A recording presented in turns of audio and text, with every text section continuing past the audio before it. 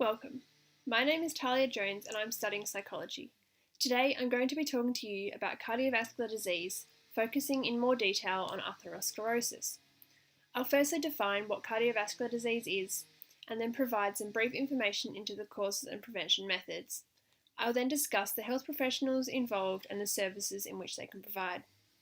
Cardiovascular disease is a multifactorial disease caused by your genetic background as well as other factors like smoking and diabetes.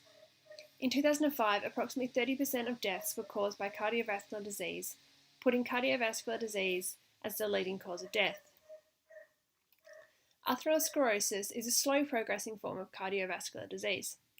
It is caused due to the plaque buildup in the minor and major arteries, compromising blood flow and causing inflammation.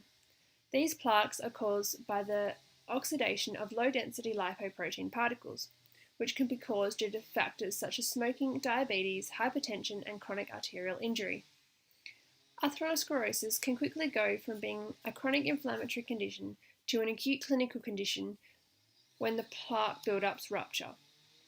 Cardiovascular disease is highly preventable through either individual or population strategies. Individual strategies focus on individuals at risk, identifying and altering their lifestyle habits. Population strategies focus on reducing the exposure of the underlying causes to particular populations by changing their behaviours and the environment in which they live.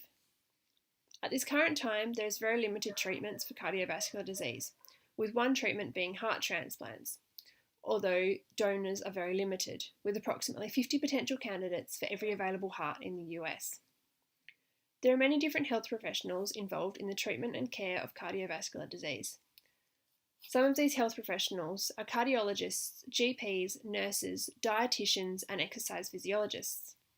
The cardiologist is a specialist in cardiovascular disease who can provide the diagnosis, specialist tests and procedures, and ongoing management. GPs and nurses are able to provide general advice and guidance, maintain normality, and refer the patient to specialists. A dietitian can design and provide healthy meal plans to help reduce intake of processed foods and foods with high fat and salt. An exercise physiologist provides the patients with exercise programs suited to the individual to promote weight loss and the reduce of excess body fat. All of these health professionals can assist in the prevention for patients at risk and in the management and treatment of patients who already have the disease. In conclusion, we have seen that cardiovascular disease is the leading cause of death due to the limited treatments available.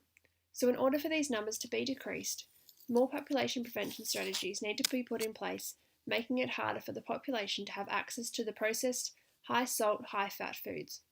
Thank you for listening, and please let me know if you have any questions or comments.